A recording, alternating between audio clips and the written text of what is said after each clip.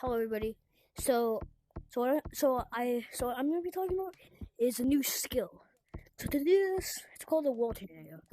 To do it, you gotta put your turn to 9. Okay. I'm gonna go to the starting point. You can do this anywhere. A guy just taught me this. Then you have to spin the way that you're going.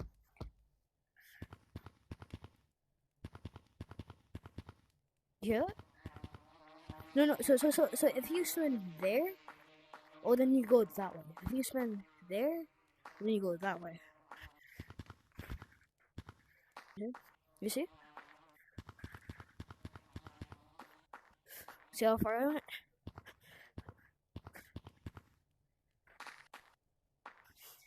See? I kind of moved.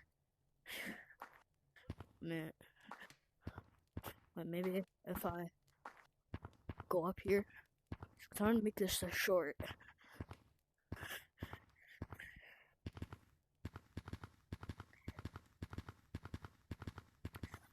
And that's the skill. Okay? So it's the skill I learned. Goodbye.